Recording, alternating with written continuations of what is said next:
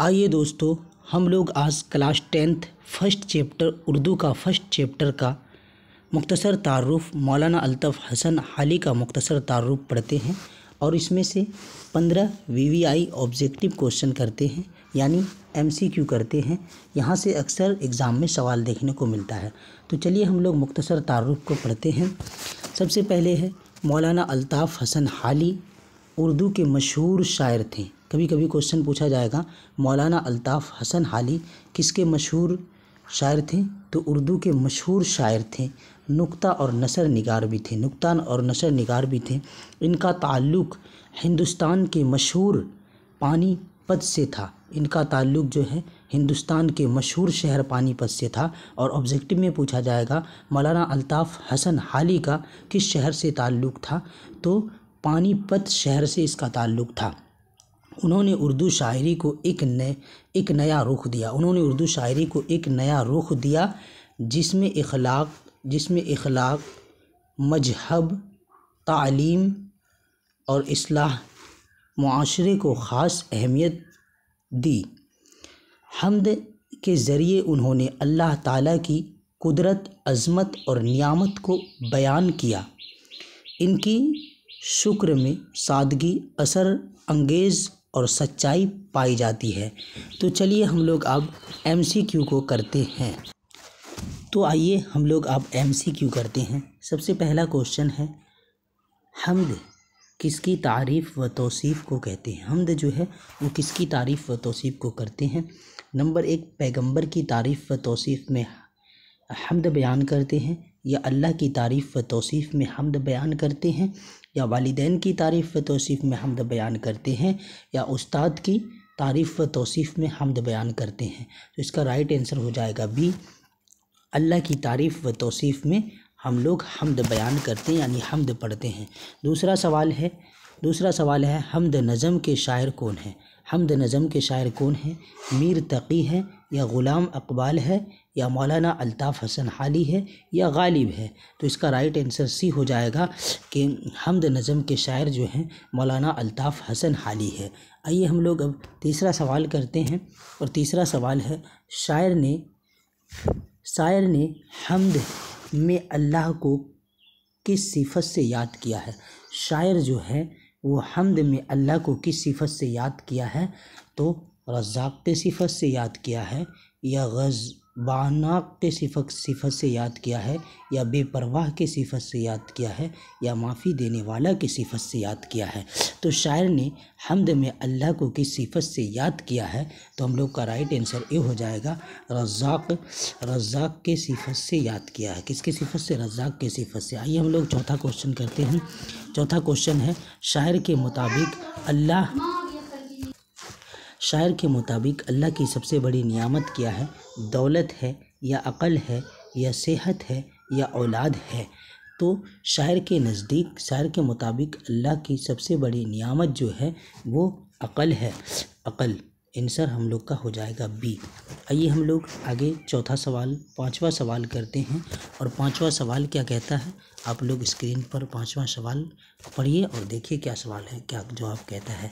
हम्द नज़म में शायर किस चीज़ पर ज़ोर देता है। हम्द नज़म जो है उसमें शायर जो है किस चीज़ पर ज़ोर देता है।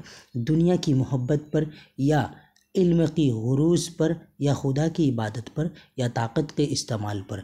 तो आप लोग इसका सही आंसर बताइए। तो इसका सही आंसर हो जाएगा सी, खुदा की इबादत पर।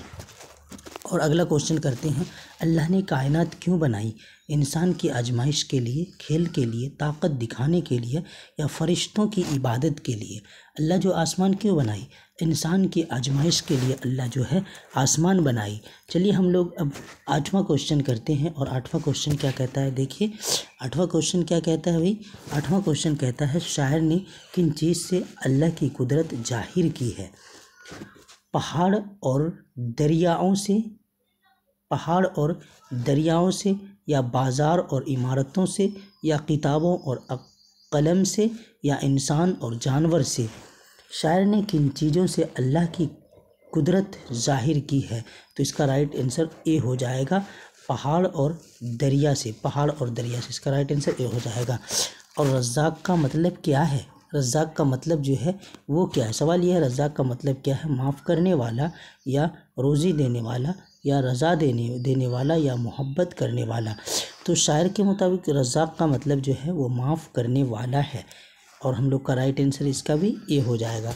आइए हम लोग और आगे चलते हैं। 10वां सवाल है, अल्लाह की ज़ात की सबसे बड़ी पहचान क्या है। अल्लाह की ज़ात की जो है सबसे बड़ी पहचान क्या है। क्वेश्चन ये ऑप्शन है इंसाफ, ताकत, गुरूर या रहम। आप लोग आंसर दीजिए, इसका क्या आंसर होगा। इसका आंसर जो हो जाएगा ये हो जाएगा इंसाफ। अल्लाह की ज़ात की सबसे बड़ी पहचान क्या है, इंसाफ। और हम लोग अगला क्वेश्चन करते हैं, क्योंकि 15 क्वेश्चन करना हम लोग को। आप लोग देखते हैं 15 में कितना जवाब देते हैं सही से। 11वां क्वेश्चन है, शायर के मुताबिक अल्लाह किस पर रहम करता है। शायर के मुताबिक जो है अल्लाह किस पर रहम करता है, गुनाहगारों पर करता है, नाफरमानों पर करता है, या सच्चों पर करता है, या सब पर करता है। इसका राइट आंसर आप सबको पता ही होगा कि डी हो जाएगा।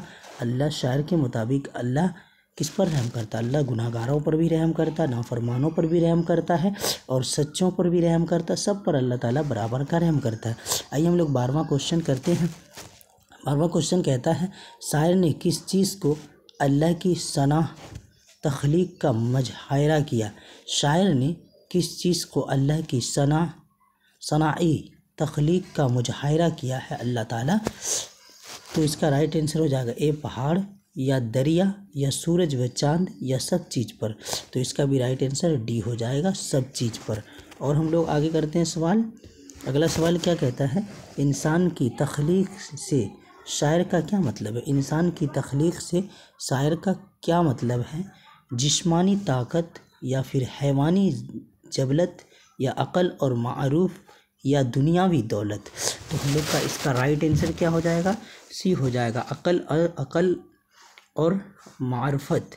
इसका राइट आंसर सी हो जाएगा। आइए हम लोग, ये सब इम्पोर्टेंट सवाल है, एग्ज़ाम में देखने को मिलता है। और सवाल 14 क्या कहता है, शायर के नज़दीक अल्लाह की इबादत क्यों ज़रूरी है। शायर के नज़दीक जो अल्लाह की इबादत क्यों ज़रूरी है, क्योंकि सब करते हैं, क्योंकि सब इबादत करते हैं, या दूसरा है ऑप्शन, क्योंकि इंसान से दुनियावी फ़ायदे मिलते हैं, क्योंकि इससे दुनियावी फ़ायदे मिलते हैं, और तीसरा ऑप्शन है क्योंकि वह खालिक है, या चौथा ऑप्शन है क्योंकि वह फरिश्ते भी करते हैं।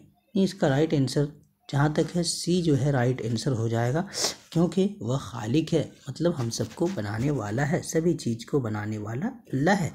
आइए हम लोग अगला क्वेश्चन करते हैं।